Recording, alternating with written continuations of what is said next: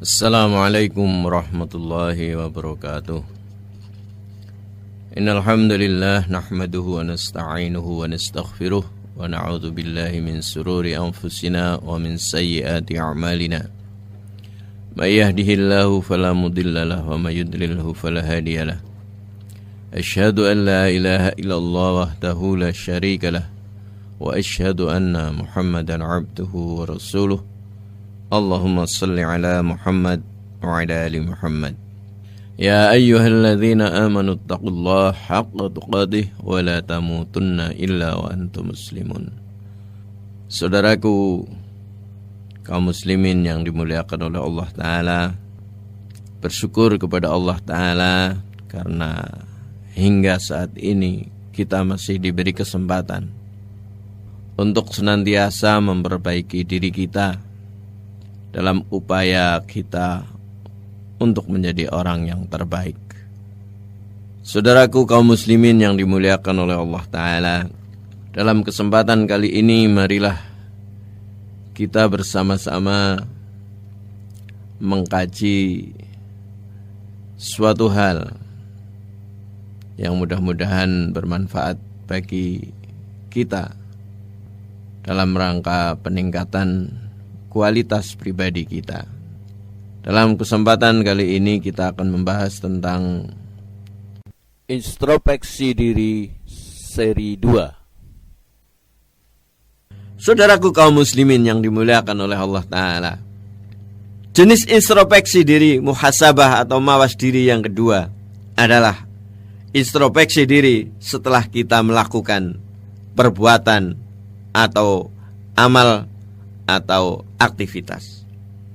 Ini saudaraku yang berbahagia, ada 3 jenisnya, yaitu introspeksi diri atas ketaatan yang telah kita lakukan. Apa ada kekurangannya? Jadi setelah kita melakukan sesuatu seperti sholat, seperti sedekah, seperti membantu orang lain, menolong orang tua kita, tetangga kita, atau barangkali kita mengerjakan pekerjaan-pekerjaan kita di kantor, atau kita berdagang, atau kita melayani orang dan sebagainya. Kita introspeksi setelah melakukan, apa kira-kira ada kekurangan yang ada di dalamnya? Apakah itu sudah sesuai dengan keinginan Allah dan tuntunan dari Rasulnya Shallallahu Alaihi Wasallam? Jadi kita perlu introspeksi tatkala kita sudah melakukan sesuatu, ya. Kita mesti harus, apakah yang sudah kita lakukan itu sesuai dengan Islam, sesuai dengan ketentuan Allah Ta'ala, dan juga sesuai dengan ketentuan Rasulullah Sallallahu Alaihi Wasallam. Misalnya udah amal dalam kaitannya dengan Allah Ta'ala, sholat lah katakanlah. Misalnya, apakah sholat yang kita lakukan telah sesuai dengan tuntunan Rasulullah Sallallahu Alaihi Wasallam? Sebab Rasulullah pernah berkata bahwa sallu kama ra'aitumuni usolli, salatlah kamu sebagaimana kamu melihat aku salat. Apakah salat kita sudah sesuai dengan salat Nabi, atau kita sudah melenceng, ada tambahan-tambahan yang tidak diajarkan oleh Nabi, atau bahkan kita kurang, ya, syarat dan rukunnya, ya. Baik itu yang merupakan syarat rukun maupun yang bersifat lahir maupun batiniah.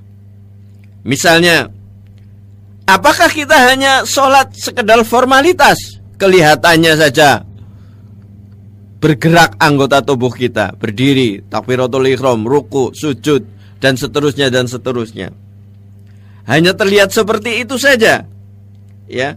Atau sudah ada di dalamnya kekhusyuan, ya?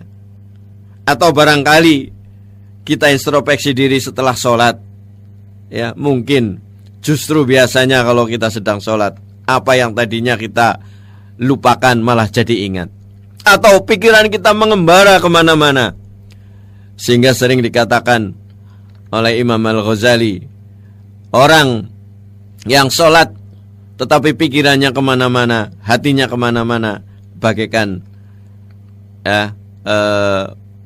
katakanlah bangkai atau katakanlah robot. Saudaraku kaum muslimin yang berbahagia, Jadi dalam kasus sholat, apakah kita tetap ingat pada waktu sholat itu tadi? Setelah kita sholat, kita introspeksi, kita hanya ingat kepada Allah Ta'ala, sebagaimana yang difirmankan Allah Ta'ala, wa aqimis shalah li dzikri, dirikanlah olehmu sholat untuk mengingatku. Saudaraku kaum muslimin yang berbahagia, juga kemudian setelah itu kita juga setelah sholat mestinya introspeksi lagi. Apakah kita yang sudah menjalankan sholat sekian waktu lamanya, barangkali dari kecil, sudah punya dampak positif terhadap diri kita? Ya, kadang kita suka mendengar orang yang sinis kepada kita yang sholat.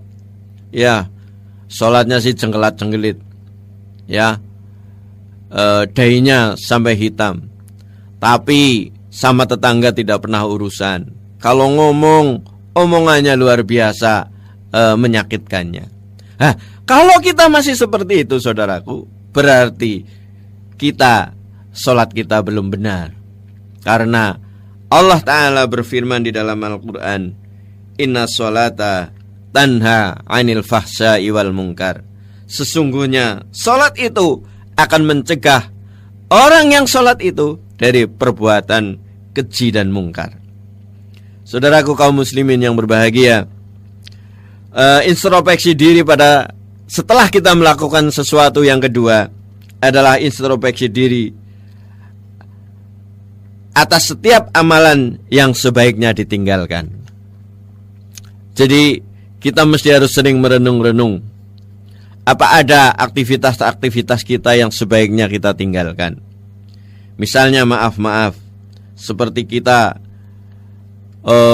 nonton misalnya TV sampai jauh malam, sepak bola kah, tinju kah, dan sebagainya, ya, sehingga kita bangun paginya kesiangan, subuhnya kesiangan, tidak bisa sholat jamaah, atau bahkan kita bangun matahari sudah naik, sudah keluar.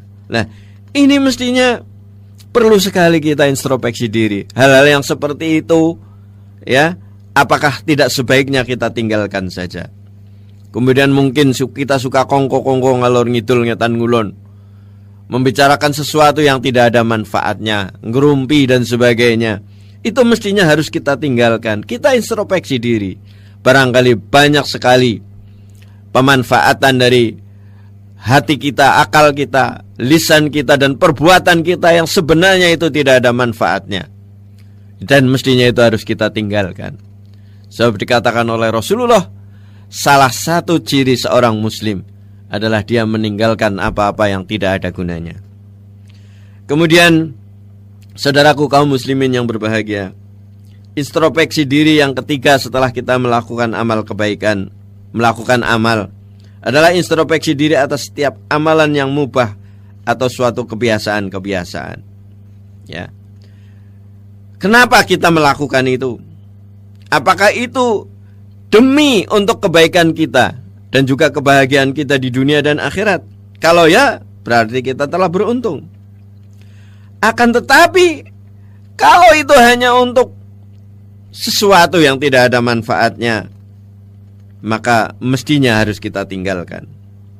Misal saudaraku yang berbahagia, hal mubah seperti makan dan minum, apakah hanya sekedar untuk memuaskan nafsu kita, selera makan kita, untuk sekedar melayani selera lidah kita, atau supaya kita berbadan kekar kita makan, sehingga kita bangga-banggakan tubuh kita sangat atletis, oleh karenanya kita berbangga dan bersombong. Atau mungkin kita makan karena kita demi untuk menjaga stamina kita, agar kita tetap bisa beribadah kepada Allah Ta'ala dengan khusyuk. Inilah mestinya yang perlu kita introspeksi diri. Saudaraku kaum muslimin yang berbahagia, kita mestinya harus senantiasa bertahap di dalam muhasabah atau introspeksi diri ini, karena ini adalah merupakan kewajiban kita. Bahwa salah satu kewajiban kita kepada diri kita sendiri adalah kita selalu introspeksi diri. atau muhasabah. Di samping yang lain seperti mujahadah dan lain-lainnya. Saudara kaum muslimin yang dimuliakan oleh Allah Ta'ala, seandainya dari introspeksi diri itu kita ada kesalahan-kesalahan, maka kita kembali sebagaimana tadi yang difirmankan atau disabdakan oleh Rasulullah, wa atbi'is sayyi'atal hasanata tamhuha. Maka ikutilah perbuatan-perbuatan sia-sia kita, kejelekan-kejelekan kita dengan amal-amal kebajikan. Saudaraku kaum muslimin yang dimuliakan oleh Allah Ta'ala,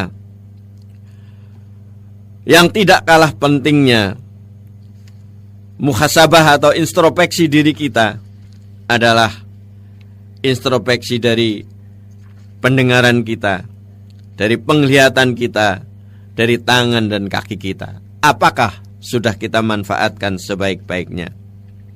Sebab saudaraku kaum muslimin yang berbahagia, Allah Subhanahu wa Ta'ala di dalam surat Al-Isra ayat 36 pernah berfirman, A'udzu billahi minasyaitonir rajim. Wala taqfu ma laisa laka bihi ilm. Innas sam'a wal basara wal fuada kullu ulaika kana anhu mas'ula. Dan janganlah kamu mengikuti apa yang kamu tidak mempunyai pengetahuan tentangnya. Sesungguhnya pendengaran, penglihatan, dan hati semuanya akan dimintai pertanggungjawabannya. Saudaraku kaum muslimin yang dimuliakan oleh Allah Ta'ala, mudah-mudahan Allah Ta'ala menjadikan kita menjadi hamba-hambanya yang senantiasa bisa mewaspadai setiap niatan amal kita. Dan mudah-mudahan Allah Ta'ala membimbing kita sehingga kita bisa merenungi kekurangan dan dosa-dosa yang sudah kita lakukan demi menyongsong kebahagiaan kita di dunia dan di akhirat yang akan datang. Kesimpulannya saudaraku kaum muslimin yang dimuliakan oleh Allah Ta'ala, introspeksi diri, mawas diri, muhasabah tidak akan mendatangkan apa-apa, ya. Jadi kecuali kebaikan bagi kita. Jadi kalau kita sering introspeksi dan muhasabah, mawas diri, maka ada manfaat. Yang pertama, kita tahu aib diri kita.